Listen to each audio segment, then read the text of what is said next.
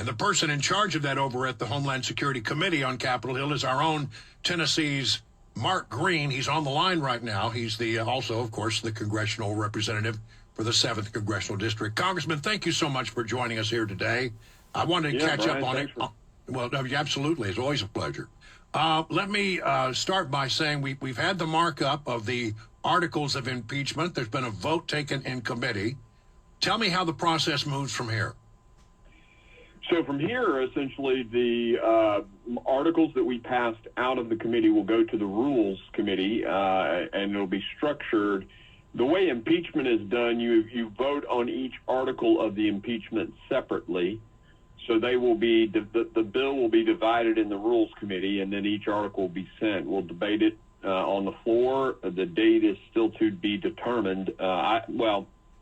I think I know the date, but the leader has to make that announcement. So Leader Scalise in his office will put that out, and then we'll go and make it happen. All right. So the thing that I'm curious about is you had a recent sort of test vote in the House of Representatives on the issue about the southern border, and you got 14 Democrats to cross over and support that resolution. Do you think you'll have Democrats voting to impeach the Secretary of Homeland Security? I don't believe so. I mean, to do so is a real statement about, not only the failure of the Secretary, but the failure of the President. So I don't think we will. I talked to Henry Cuellar. He's probably the most likely, border district, and a very, somewhat reasonable Democrat. But he said he was not going to vote to impeach. So if he does, and I doubt the others will, my team, we've built the list of 15, and we'll be calling them over the weekend, talking to them, meeting with them on Monday. I'm actually coming back on Sunday, so I can meet with those guys on Monday, and then we can hopefully move some of them, but I really doubt it, Brian. Well, I wonder, because it's going to make some people squirm, who obviously understand that in their home district, what's happening on the southern border is not popular in their home districts. So it's going to be a tough vote for them, I would imagine, and it'd make them squirm a little bit, both the vote that happens in the House and ultimately any vote that happens in the Senate. Yeah, I think so. I mean, it's an 80-20 issue right now. You got Democrats all over the country who are running cities crying foul. Governors that are crying foul, and the guys here in Congress are still, there are many of them who still don't see it as a crisis. It's really, they've got blinders on for sure. Would you, just to sort of, before we go on with that, I have some other questions about the impeachment process, but I'm sort of baffled by one thing, and that is everybody who does polling out there, Iowa, New Hampshire, and nationwide, it seems that the situation on the border is the number one concern. Why do you think that Democrats continue to insist that, well, it's not really that big a problem, and now lately what they've been trying to do is somehow lay the blame on Republicans for all this? Well, I think they have an intent to what they're doing at the border. I think particularly what Mayorkas has done is intentional. He's recrafted all of the processes to actually, they break the law, actually, but to, as quickly as possible and rapidly as possible, process people into the country. So this is intentional. I don't believe for a second that this is accidental. So, that's just kind of my gut on it. All right, so let me play devil's advocate here for a moment. And say, okay, the articles of impeachment, they move out of the House, because I think you'll have the votes for that, I'm pretty sure. And then it goes over to the Senate, where, the traditional conventional wisdom is, well, they're not going to convict. So, some people would ask, what's the reason for going forward with this whole process? Well, you can't have a Secretary of Homeland Security or a Secretary of anything, a Cabinet Secretary who totally disregards a co-equal branch of government. And the Constitution is pretty clear. We write the laws and they execute them. And even if you go back during the Iran-Contra hearing, when there was an investigation by Democrats on President Reagan, their conclusion was, again, this is written by Democrats, the president doesn't get to pick and choose which laws he abides by. And so we have a cabinet secretary lied to Congress, lied to the American people on multiple occasions, and is breaking at least 7 laws that we can put together, 4 court rulings. He's disregarding this co-equal branch and the judiciary branch. I can't, in my good conscience, allow that to stand. If he was a Republican, I'd do it too. So let's assume for a second, the right thing for me is to do the impeachment. I don't not do the right thing just because somebody else isn't going to do their fair share of the right thing. And so it's my duty to do this. And I went to West Point. I try to live duty honor country. And so I'm going to do my duty, even though the Senate may not do theirs. The president of the United States, sort of mouthed off a little bit on the way to the chopper. It's hard to understand, but I'm going to play the soundbite again where he says, give me the power. That's all I can do. Just give me the power. I've asked for the very day I got in office. Give me the border patrol. Give me the people, the judges.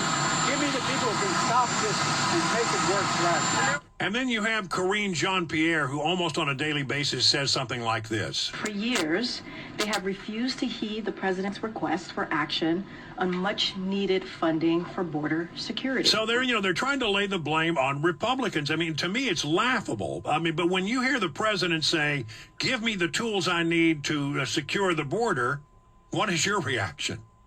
Well, it's an absolute bald-faced lie. In fact, the president's request has been diminishing in certain parts, particularly the parts for border security. I'll give you an example, ICE detention beds. They keep asking for fewer and fewer ICE detention beds, while the numbers of people coming across the southern border, and the law says shall detain, they continue to decrease the number of ICE detention beds. So it's a bald-faced lie. And in fact, his border supplemental request has 1,400 new Border Patrol agents. When we wrote H.R. 2 and passed it 8 to 10 months ago, it asked for 3,000 more Border Patrol agents, and that bill sits on Schumer's desk gathering dust. It is a bold-faced lie, or either he doesn't know what he's saying, which both are possible courses of action. And both are concerning. Yeah, that's right. Yeah, absolutely. All right, the other thing that's going on in the border is a standoff because the Speaker of the House and Republicans in the House, and I think most of the Republicans in the Senate, are now saying, we're not going to provide funding for Ukraine. We're not going to provide funding for Israel and Taiwan until you do something, Mr. President, to secure the border. And that standoff, it seems to be standing. We have some kind of, proposal that's floating around over in the Senate, but nobody seems to have seen the details of it. And the Speaker says, based on what I've heard, if that's accurate, it's dead on arrival. What is the status of that particular standoff? It's interesting. They initially had me, they would call me, Langford called me, and Kirsten Sinema and other senators called me and said, okay, Mark, as chair of Homeland Security, what do you need to see? And I laid it out for them, what I needed to see, and I said, I'm not spending another dime of money until the policies are right and comply with the law. And so they about 4 weeks ago just stopped calling me. I've heard the rumors too about 5,000 migrants a day, 8,000 migrants a day. That is absolute insanity. That's 1.8 plus million people. It is unacceptable. That is dead on arrival in the House. But to be truthful with you, I've not seen the actual, bill that's been put together or its tenets, other than something that's been reported in the local or in the media here. So I don't really know what its status is, other than we've told them what we're hearing is not going to pass in the House. Yeah, as the Speaker said, dead on arrival. Do you see that? Does you see that lopping over into budget negotiations, where the Republicans might say, we're not going to move forward on the budget that we need to have pass, or anything that you want until you do something about the border? Yeah, the question is, there are Republicans out there, unfortunately, who are unwilling to shut the government down over border, and I get it that their districts are different than mine, their states are different than Tennessee, but in Tennessee, we have got to secure this border. That's how I think about it. So, but to say that there are enough Republicans to shut down the government in order to get border security, I don't know those numbers are there. And because they're not there, Mike Johnson's put into a box. So does he do a continuing resolution, or does he let them force an omnibus on him that has more spending in it? And that's the dilemma of the Speaker of the House with such a razor-thin margin. You've got those moderate Republicans representing moderate districts who, are unwilling to basically shut the government down over border security. And I hate that. It pisses me off, but that's where we are. Well, we hear that, every city now is a border city. There's true story here in Middle Tennessee, Channel 4 now reporting about a document that was sent to the city of Franklin saying that 600 immigrants could travel to Middle Tennessee. They didn't say when or how that would happen, but they gave them a notice on it, and we're just now hearing about that. And just the other day, a huge drug bust, great work by our local law enforcement. They seized like 120,000 fentanyl pills, which, as you know, that's enough to kill a lot of people. Yeah. It really is impacting people all across the country, even right here in Middle Tennessee.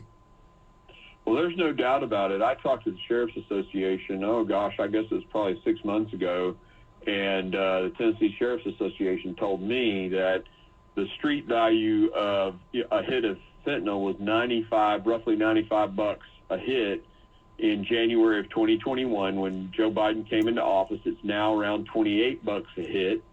So that's just a simple supply-demand reflection of the open border, and that's why the numbers of dead people from fentanyl has skyrocketed. And these deaths are, I think, the blood of those people is on the hands of Alejandro Mayorkas, which is why I've been doing this.